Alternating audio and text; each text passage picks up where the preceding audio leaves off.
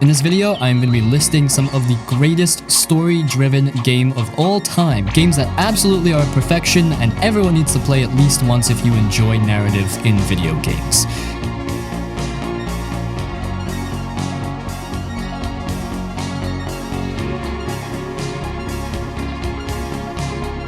Let's get into the first one. 28 stab wounds. Detroit, Become Human. Leave him a chance, huh? Did you feel anger? Hate? Now, if we are talking about some of the best story games ever made, Detroit Become Human has to be there. So Detroit Become Human throws you into the future, and things are kinda wild because of these androids. These aren't your clunky, metal-looking robots. Nah, these guys look and act just like regular people, but they're basically used for all the jobs nobody else wants to do. They're like super advanced helpers, but they don't have any rights and are just seen as machines. You get to step into the shoes of 3 different androids and you see the world through their robot eyes. First up is Kara. She starts out as this android who takes care of a little girl, but as you play her, she starts to feel emotions and gets this strong urge to protect the kid, which is a big no-no for androids. Her story is all about finding that human-like spark inside her and fighting for someone she cares about.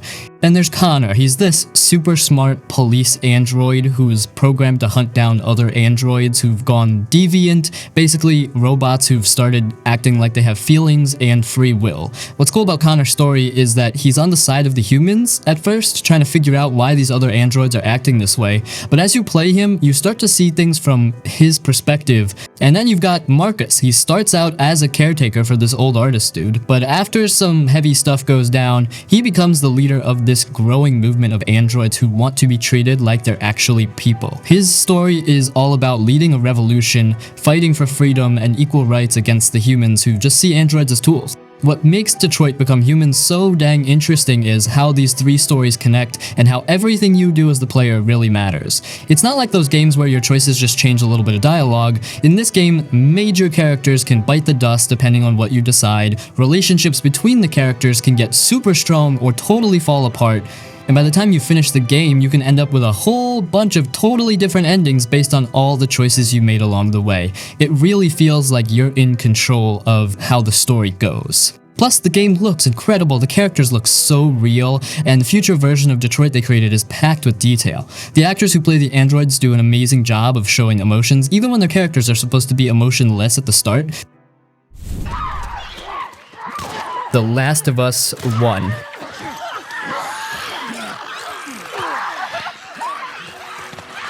This game is a heavy hitter. It takes place after the world's gone sideways because of this crazy fungus that turns people into these zombie-like things they call the infected. It's a real messed up world out there and you gotta watch your back for the monsters and other people who are just trying to survive. You play as this guy named Joel. He's been through some serious stuff and is just trying to get by in this new messed up world. Then, he gets this job to basically sneak this teenage girl named Ellie across the country. Turns out Ellie's special because she can't get infected by the fungus and she might be the key to making a cure for everyone. But the game isn't really just about zombies or finding a cure, it's all about the relationship that grows between Joel and Ellie. At first, Joel just sees her as a package he needs to deliver, but as they travel through all this dangerous stuff together, they start to connect in a really deep way. It's almost like they become a father and daughter, even though they're not actually related.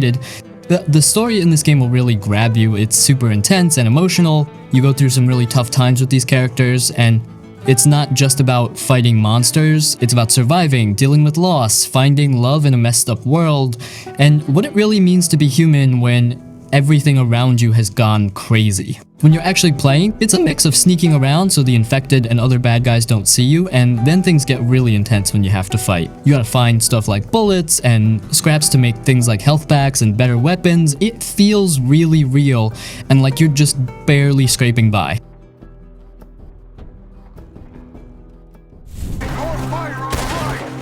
Red Dead Redemption 2.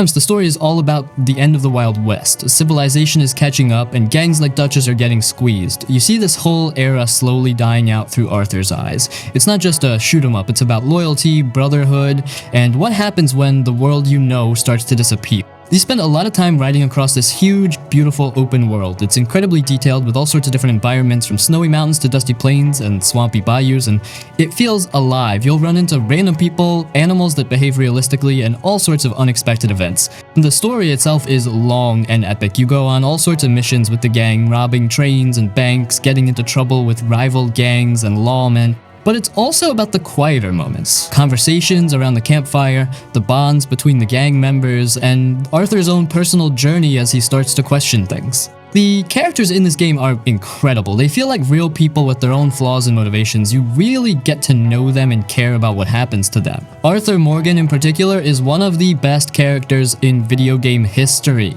He's a tough outlaw, but he also has a sense of honor and struggles with the changing times. Red Dead Redemption 2 isn't just a game, it's an experience. It's a slow burn that really draws you into its world and its characters. It's a story about the end of an era, loyalty, and the complexities of being an outlaw in a world that's leaving you behind. It's one of those games that people talk about for years after they play it. It's like a classic Western movie that you get to live in.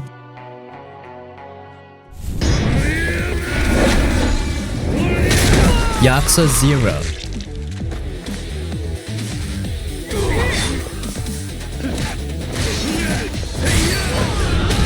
But Yakuza 0 is this game where you jump into the crazy world of the Japanese Mafia back in the 80s, but it's got this awesome mix of serious crime drama and some seriously funny stuff. You get to play as two main dudes. First, there's Kazuma Kiryu. He's this young stand-up guy who's just starting out in the Yakuza in Tokyo, but he gets set up for a murder he didn't do, and he's got to clear his name while getting tangled up in this huge fight over land. Then there's Goro Majima. He's this really charismatic and kind of nuts guy who runs a cabaret club in Osaka. He's got his own messed up past and a lot of ambition. The main story is this big crime story with all sorts of twists and betrayals, the kind of stuff you'd expect from a Yakuza game. But what makes Yakuza 0 so great is how it mixes this serious story with all the crazy stuff you can do on the side. You can get into these over-the-top street fights with random thugs, but the fighting is actually really fun and has different styles for both Kiryu and Majima. But then you can also spend hours running a cabaret club, hiring hostesses and trying to make it the best in Osaka. Or you can go bowling, sing karaoke, which is way more fun than it sounds, play old-school arcade games, or even help out random people with their totally weird problems inside mission. The world in Yakuza 0 feels so alive. You can just walk around the bright neon streets and always find something interesting happening. All the characters, from the main ones to the weirdos and the side quests, are really memorable. I can't make this choice. Life is strange. No, Max. You're the only one who can.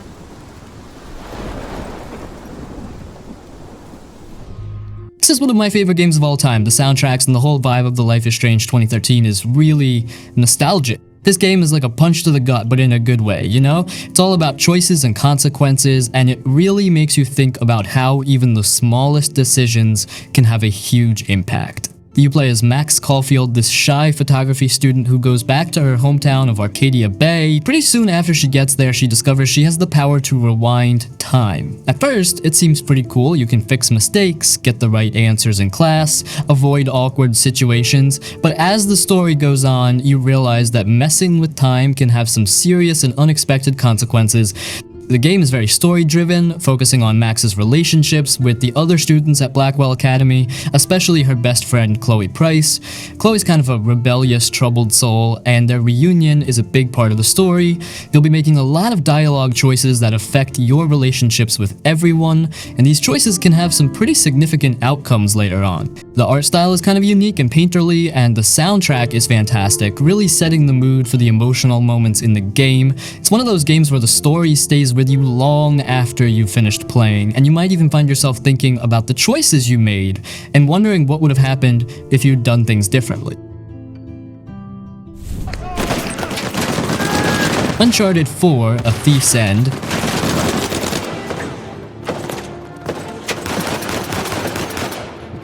what there is even to say. Again, one of the greatest games of all time, and this is my most favorite games as well. Nothing comes close to Uncharted. The story, the visual, the smooth gameplay, like it was perfect, down to the last minute detail. But anyway, you're back as Nathan Drake, the charming and slightly reckless treasure hunter. He supposedly settled down with Elena, trying to live a normal life, but when his long-lost brother Sam suddenly reappears, pulled into a dangerous treasure hunt, Nate can't resist one last adventure.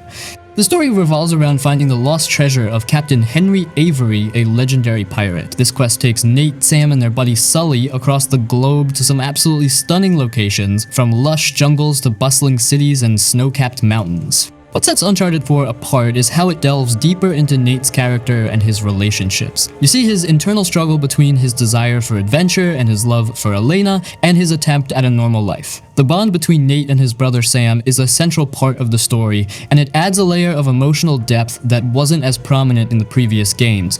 The gameplay is the classic Uncharted mix of platforming, puzzle solving, and intense gunfights, but it's all been polished to a mirror sheen in this installment. The climbing and traversal feel more fluid, the puzzles are clever, and the gunplay is satisfying.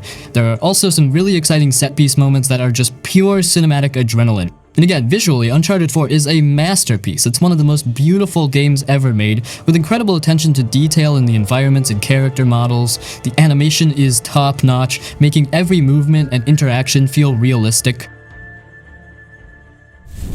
It was a barn swallow going back to her nest. I reached out for her.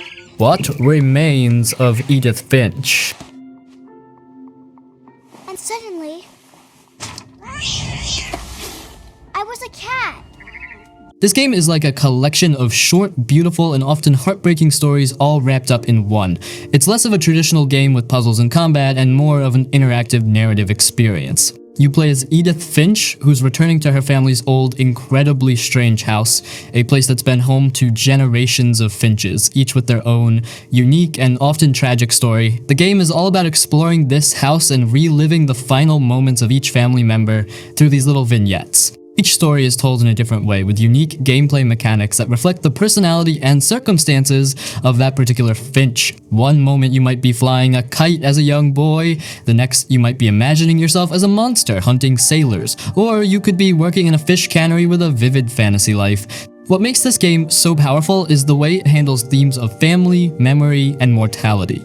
You know from the beginning that each story you experience ends in the character's death, but the focus is on the beauty and wonder of their lives, even in their final moments. The way the game tells these stories is often surreal and imaginative, leaving a lasting impact. The house itself is a character in the game, a bizarre and constantly expanding structure where each generation added their own rooms and secrets. Exploring it and discovering these hidden stories is a big part of the experience. What Remains of Edith Finch is a game that's often described as a walking simulator, but that doesn't quite capture the emotional weight and the creative storytelling on display.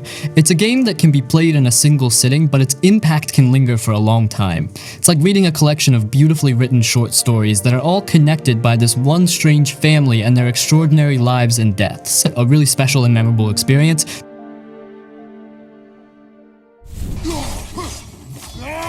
God of War 2018.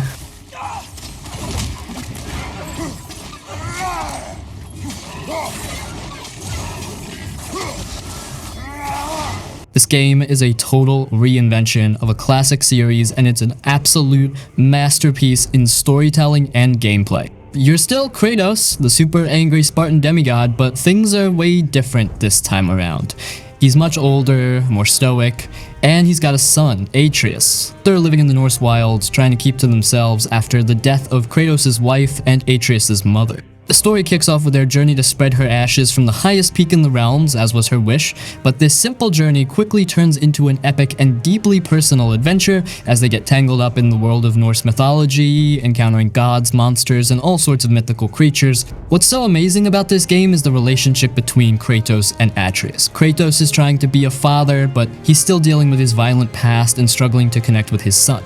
Atreus is eager to learn and prove himself, but he's also dealing with his own hidden heritage. Their dynamic is the heart and soul of the game, and it evolves beautifully throughout the story. The gameplay is a fantastic mix of brutal and satisfying combat with Kratos' iconic Leviathan axe, exploration of stunning Norse environments, and some light puzzle solving. The over-the-shoulder camera perspective is new to the series and really puts you right in the action. The story is incredibly well written and emotionally resonant. It deals with themes of fatherhood, loss, redemption, and the burden of the past in a really mature and impactful way. Cyberpunk 2077.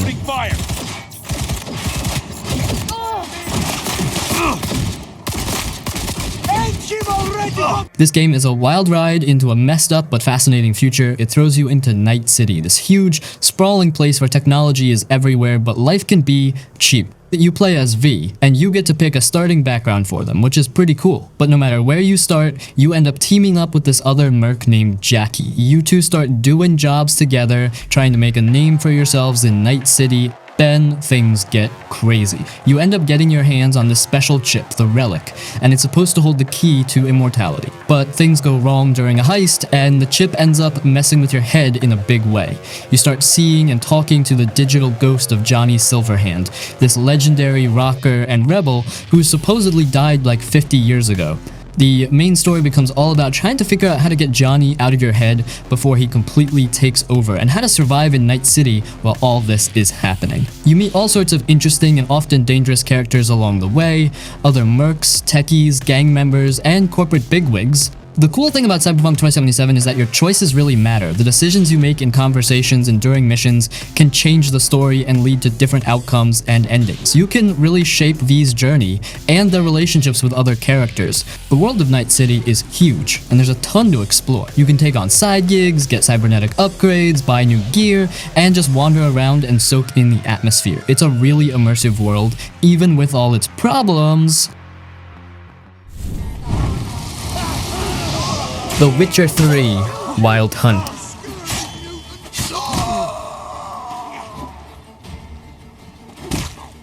Okay, so The Witcher 3 Wild Hunt, man, this game is like getting totally lost in this huge, awesome fantasy world that feels so real. People usually say it's one of the best story games ever, and for good reason. You play as this dude named Geralt. He's like a monster hunter for hire called a Witcher. He's trying to find his adopted daughter Ciri because this creepy ghost army called the Wild Hunt is after her. So you go on this massive adventure across this huge land with kingdoms, towns, forests, mountains, and all sorts of crazy monsters. What makes The Witcher 3 so cool is this world they built and all the people in it.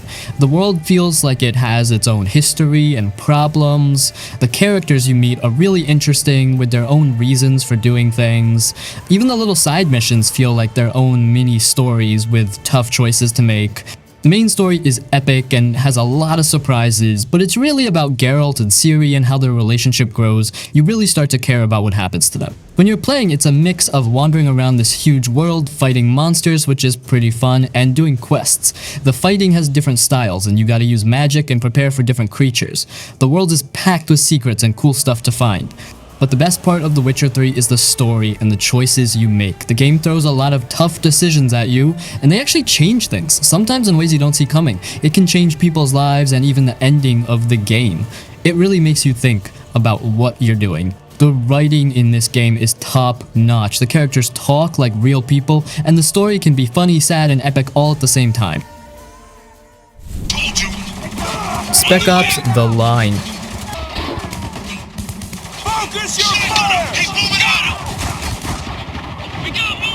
This game is a real mind trip, but not in a fun way. On the surface, it looks like just another military shooter, you know, guys with guns shooting bad guys. But the story in this one goes to some seriously dark places and really messes with your head. You play as this army guy, Captain Martin Walker. You and your squad get sent into Dubai after this huge sandstorm basically wiped the city off the map. Your job is to find this missing American army unit that was led by this Colonel John Conrad dude. Seems like a simple rescue mission at first, right? But as you go deeper into Dubai, things start getting seriously twisted and messed up. The situations you end up in are like, there's no good choice to make. You're forced to do some really messed up stuff, and the game doesn't try to sugarcoat how bad it is. It shows you exactly what happens because of what you do. What's so powerful about Spec Ops: The Line is that it flips the whole hero-soldier thing on its head. It makes you think about why we play these kinds of games and what all the shooting actually means. It's like the game is talking about war and how it can mess people up, and how sometimes the people you think are the good guys aren't really all that good. It even makes you question if what you're seeing is even real. The actual gameplay is just regular shooting, but it's the story and how it makes you feel that makes this game so different. It's not a fun, action-packed blast. A lot of the time it's uncomfortable and makes you think about some heavy stuff. A Plague Tale Requiem.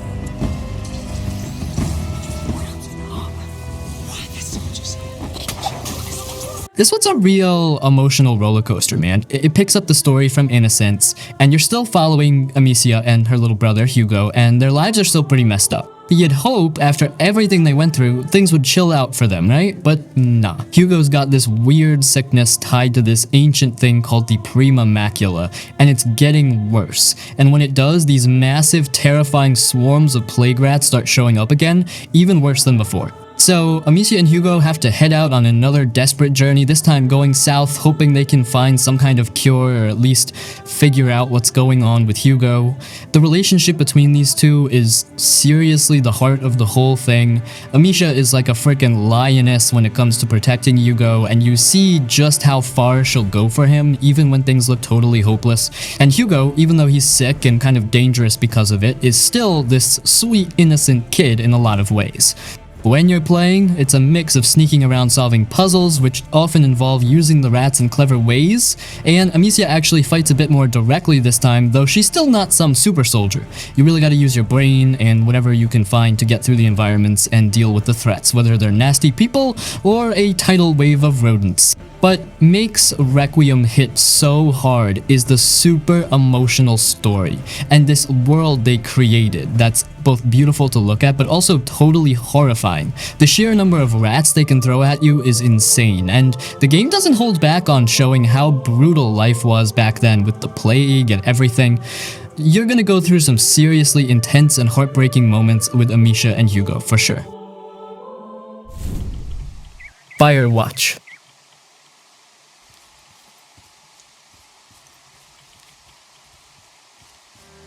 Now this game is a different kind of story. It's more intimate and character-driven, set in the beautiful but isolated wilderness of Wyoming.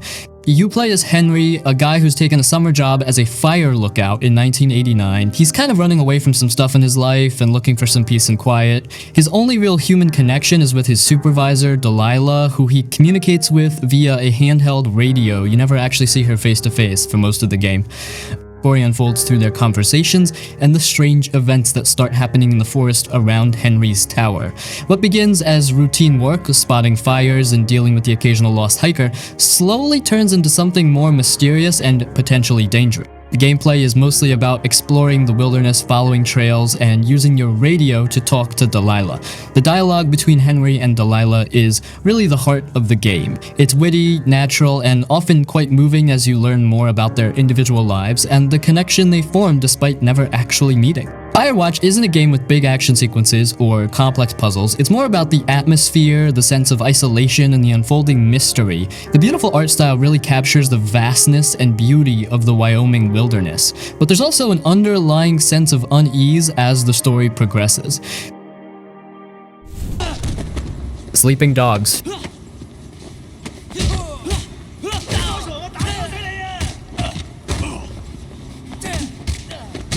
This game is like a shot of Hong Kong action cinema straight into a video game. It's got this awesome blend of undercover cop drama, martial arts mayhem, and a surprisingly engaging story. You play as Wei Shen, an undercover cop who's tasked with infiltrating the Sun On Yee triad organization in Hong Kong.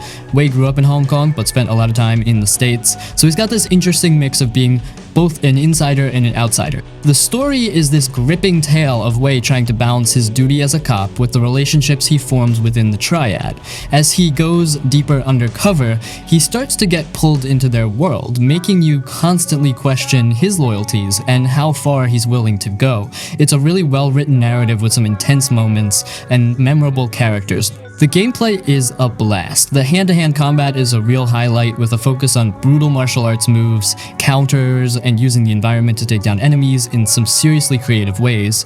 You can also get into gunfights and engage in some pretty exciting car chases through the neon-lit streets of Hong Kong. Beyond the main story, Hong Kong in Sleeping Dogs feels alive and packed with things to do. You can explore the city, take on side missions, participate in street races, sing karaoke, yes, more karaoke, and uncover all sorts of secrets. The atmosphere of Hong Kong is really well captured, from the bustling markets to the gritty back alleys. Sorry to break it to you, but you Insomniac Spider-Man 2018. Oh, thanks for the confidence boost, guys. This is probably the best Spider-Man piece of media of all time. Well, that's the case for me. At least this game is like you finally get to feel what it's really like to be Spider-Man. It nails that web swinging thing perfectly, the fighting's a blast, and the story about Peter Parker is actually really good. You play as Peter Parker, but he's not just starting out as Spider-Man, he's been doing this for like 8 years already, so he knows what he's doing, but he's still got his own problems, you know, like trying to pay rent and stuff. The story in this game is awesome. It's not just your typical superhero stuff. It's got all the cool action with Spider-Man fighting bad guys like Dr. Octopus and Mr. Negative, but it also has these really heartfelt and personal stories about Peter's friends like Mary Jane and his Aunt May. You see him trying to juggle being a superhero with just trying to live a normal life, and it makes him feel like a real person, even with all the web slinging. Actually playing the game is just pure fun. Swinging through New York City, which they made look super detailed, feels so smooth and natural. You could swing super fast, dive off buildings, and just zip all over the place, and the fighting is a blast too. You can do all these cool acrobatic moves, use your webs for gadgets, and do these really awesome finishing moves. You really feel like Spider-Man when you're in a fight. You know, besides the main story, there's a ton of stuff to do in the city. You can stop random crimes that happen, collect all these different Spider-Man suits and gadgets, do side missions that tell you more about the city, and you can even just swing around for fun and enjoy the view. Shut your mouth! Telltale Walking Dead Season 1.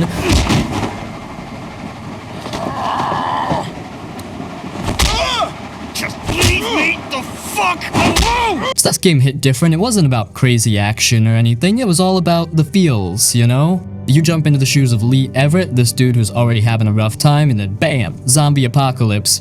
But the real core of the game isn't the zombies, even though they're definitely creepy and dangerous. It's about this little girl, Clementine. Seriously, Clementine is everything in this game. You're Lee, and you pretty much become her dad in this world that's gone completely sideways. You're trying to keep her safe, teach her how to survive all the crazy stuff out there, and just be someone she can rely on. And that's where Telltale really nailed it. It's all about that bond between Lee and Clementine. It's about the choices you make as Lee and how those choices shape Clementine, how she sees the world, how she grows up in this messed up reality. You're not just thinking about your own survival, you're constantly worried about this kid and trying to do what's best for her. The gameplay is mostly talking to people and making choices with some quick button presses here and there, but honestly the gameplay takes a backseat to the story and the characters. It's all about the weight of those decisions you have to make, and trust me, those decisions can be brutal. Telltale doesn't pull any punches, people you care about can die, horrible things happen, and you're often stuck choosing between two really awful options, knowing that someone's gonna get hurt no matter what you pick. It's emotionally draining, but it's also what makes the game so damn powerful and memorable. Mafia Definitive Edition.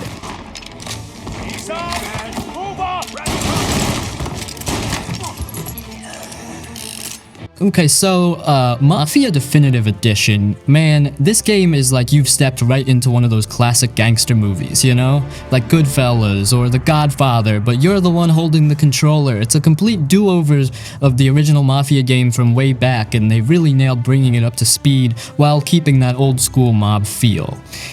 You play as this regular Joe named Tommy Angelo, just a cab driver in this 1930s city called Lost Heaven, but one night he accidentally gets tangled up with the Salieri crime family and his life takes this crazy turn into the world of wise guys and organized crime.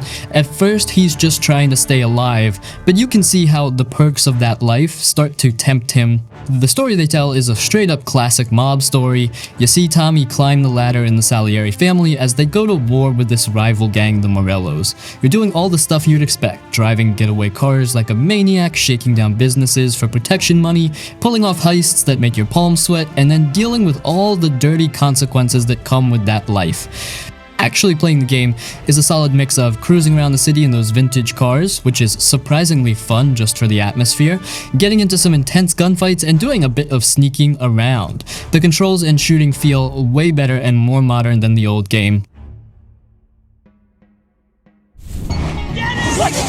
Tales from the Borderlands.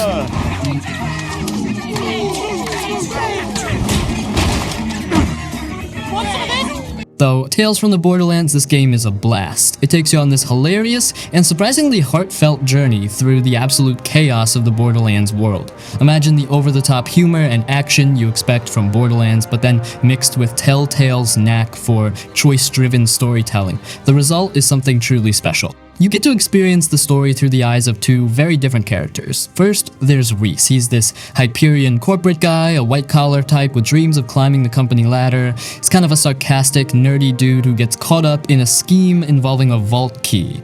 Then you've got Fiona. She's a con artist from Pandora, street smart and always looking for her next big score. She's got her own set of skills and a pretty tough exterior. Their paths collide when they both try to snag the same vault key, and things quickly spiral out of control in classic Borderlands fashion. What follows is this episodic adventure where you're constantly making decisions that shape their relationships, the story's direction, and the crazy situations they find themselves in. What really makes Tales from the Borderlands shine is the writing. It's genuinely funny, filled with sharp wit and memorable characters. The interactions between Reese and Fiona and the supporting cast like Vaughn and Gordis are often laugh-out-loud hilarious, but beyond the comedy, there's a surprisingly engaging story about friendship, trust, and trying to find your place in a world that's completely bonkers. Tales from the Borderlands is a fantastic example of how to blend humor and heart in a narrative-driven game. It takes a world known for its loot and shooting and delivers a genuinely compelling and funny story with characters you actually care about. It's like the funniest and most character-driven Borderlands story you could hope for. Marvel's Guardians of the Galaxy.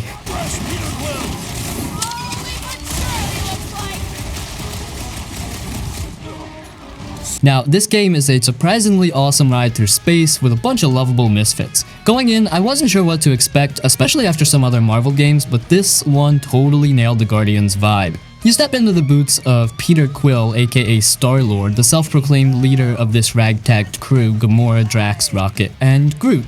They're not exactly heroes in the traditional sense, they're more like a dysfunctional family of space pirates trying to make a quick buck. But, as you can probably guess, things don't exactly go according to plan. The story kicks off when they try to capture a rare monster for a collector, and in typical Guardians fashion, they screw things up big time, accidentally setting off a chain of events that could lead to galactic catastrophe. So, they are forced to actually be the heroes for once and try to fix the mess they created. What makes this game so enjoyable is the dynamic between the Guardians. Their banter is hilarious, and their interactions feel genuine like a real family, albeit a very weird one that argues constantly. The game does a great job of capturing the humor and heart that makes the Guardians so popular. The gameplay is a mix of third-person shooting as Star-Lord, where you can use his element blasters and jet boots, and giving commands to the other Guardians to use their unique abilities in combat and during exploration. It's not just about pointing and shooting, you have to coordinate your team to take down enemies effectively. Beyond the combat, there's a lot of exploration and puzzle solving where you'll need to use each Guardian's skills to navigate the environments. The worlds you visit are visually stunning and really capture the cosmic weirdness of the Marvel Universe. Wolf Among Us.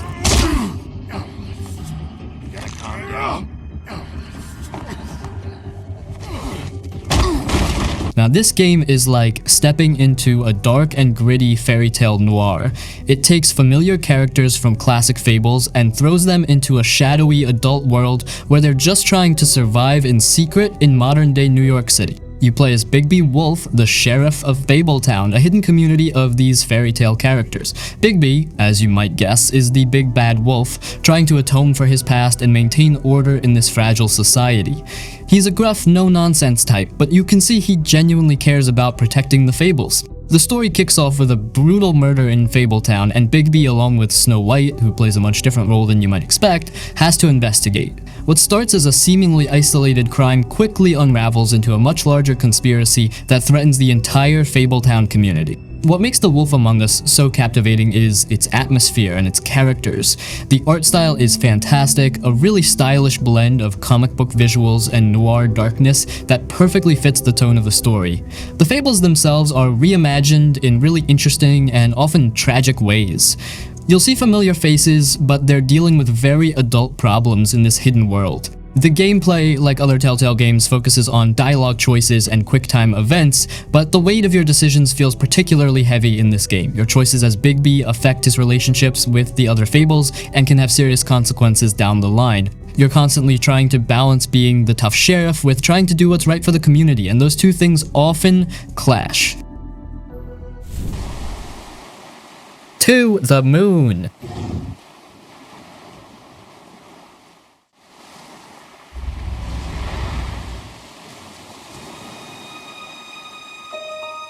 Now, this game is something truly special. It's not your typical RPG with sprawling worlds or complex combat. Instead, it's a deeply personal and incredibly moving story told through a unique and memorable experience. You play as two doctors, Eva Rosaline and Neil Watts, who work for a company that fulfills the dying wishes of people not by actually changing the past, but by creating artificial memories in their minds so they can believe they lived out their dreams before they pass away. Into the Moon, your current patient is an elderly man named Johnny Wiles. His dying wish is to go to the moon, but he doesn't know why. Your job as the doctors is to delve into his memories, traveling backward through his life, piece by piece, to understand his final wish and plant the necessary memories in his mind. What unfolds is this beautiful and often heartbreaking story about Johnny's life, his loves, his regrets, and the mysteries that shaped him. The gameplay is mostly focused on exploring these memories, finding clues, and triggering key moments that allow you to jump further back in time. There are some light puzzle elements, but the core of the game is the narrative. Until then.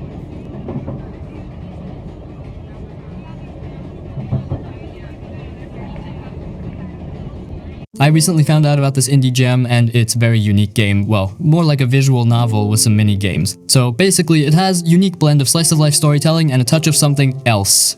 It's the kind of game that feels grounded in reality but hints at something more mysterious lurking beneath the surface. You step into the shoes of Mark, a seemingly ordinary high school student navigating the ups and downs of teenage life. You'll be going through his daily routines, attending classes, hanging out with friends, dealing with family stuff, and all the little moments that make up everyday existence. His gameplay is pretty chill and focuses on exploration, interacting with objects, and having conversations with the people around Mark. You'll be reading his texts and social media feeds, looking through his belongings, and piecing together his life and the relationships he has. But as you delve deeper into Mark's world, things start to get a little strange. There are subtle hints and unsettling moments that suggest something isn't quite right with his reality. These moments build slowly, creating a sense of unease and making you question what's really going on. The visual style is also quite distinct, with a slightly lo-fi aesthetic that adds to the game's intimate and personal feel. Until Then is the kind of game that draws you in with its quiet moments and relatable characters, but keeps you hooked with the slow burn mystery that unfolds. It's about those small, everyday moments and how they can be intertwined with something much larger and perhaps even surreal. If you enjoy story-driven games that blend realism with a touch of the uncanny, this is one to keep an eye on. It's like a coming-of-age story with a shocking twist.